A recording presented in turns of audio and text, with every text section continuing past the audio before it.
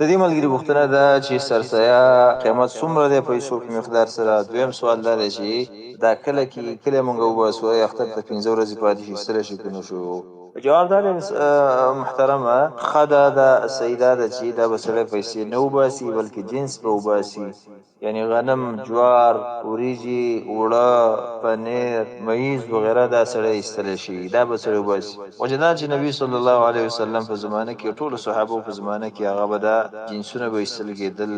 حدیث کې راغلی عبدالله ابن عمر رضی فرمایي فرض رسول الله صلی الله علیه وسلم زکات الفطر صاع من تمر او صاع من شعير الى اخره. حدیث دی نبی صلی الله علیه وسلم وایي زکات هغه د سرسایه چې کوم د فرض کړه لازم کړه دا به صاع وزید قجرونه او یا د وربشونو او داسې نورونه. نور روایتونه په دې باب کې هغه ډېر زیات دي، په دې وجه باندې د ایستل کول پکار دي. بعضې خلک دا وهم کوي چې ګوره وایي دې زمانه کې پیسو ته ضرورت زیات دی، په هغې وخت کې پیسو ته ضرورت نه خوراک ته خبره خطا ده. وجه دا ده چې د دې زمانې نه هغې زمانه کې غریبانان ډېر حاجتمن وو، یو خبره.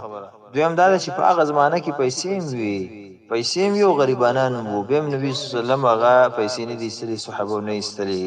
دې کې خپل حکمتونه دي عزتونه ډېر زیات چې هغه اوس موږ ویلی نه شو. او دویمه خبره دا ده چې نبي صلی الله علیه وسلم هغه زمانه بله خبره دا ده چې دا پیسې څنګه چې اوس هر شی به سړی اخیستلی شي داسې هغې وخت کې هم دغسې وه. یعنې اوس غنم که د چا له ورکړله په هغې باندې څوک شی نه شي اخیستلی، هغې وخت کې هم دغسې وو. او پیسې که اوس هم چا سره وي هر شی به اخیستلی شي، او هغې وخت کې هم دغسې وو چې پیسې به چا سره وي هر شی به اخیستلی شو. لیکن سره د دغې نه چې پیسو فایده زیاته ده او غریبانان په هغې وخت کې مو پیسې وي نبي صلی الله علیه وسلم بیا دا ایستلي دي. دې کې به خپل حکمتونه یې نه په دې وجه باندې باید چې سړی هغه کار وکړي چې کوم چې نبي صلی الله علیه وسلم هغه کړی. دغې ته د الله بندګي وایي، دغې ته د الله د پیغمبر تابعداري وایي. خو یو د غټو فایدو نه پکې دا هم ده چې دې صدقې د فطر چې کوم دا سرسایه مقصد دا ده چې دا غریب سړي خېټه په دې وخت کې مړه شي. دا د دې دپاره نه دي اکثر خلک وایي څوک پرې دوايي ځان له وکړي او څوک پرې لکه وایي قرضونه خلاص کړي. نه محترم و دا سرسایه د دې دپاره نه ده چې په دې باندې قرضونه خلاص کړي، دا د دې دپاره نه ده چې په دې باندې دوايي وکړي، دا د دې دپاره نه ده چې په دې باندې جامې وکړي. دا صرف د دې دپاره مقصد ده چې په دې اختر کې په دې باندې دا خپله خېټه را بنده کړي، چا د سوال ته ونه درېږي. دا پکې مقصد دی.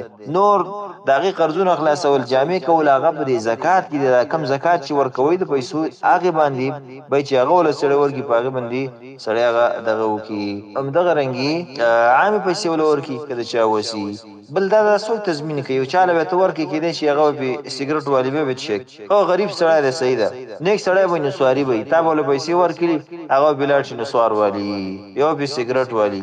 نو دا ستا ستا پیسو خیر وکړه که نه فایدې وکړه. اما تا چې طعام ورکو، جنس ورکو، په هغې نسوار هم نشي اخیستلی او سګرټ هم نشي اخیستلی. دا یو معمولي مثال مې درکړو. کېدای شي دې نه په یو سړی هغه ناروا کار وکړي، ټلیفون به پرې وکړي، موبایل به پرې واچوي، سکاټ به پرې واچوي، چا سره به پرې غلطې خبرې وکړي، غیبت به کم از کم غیبت به پرې وکړي، داسې نور.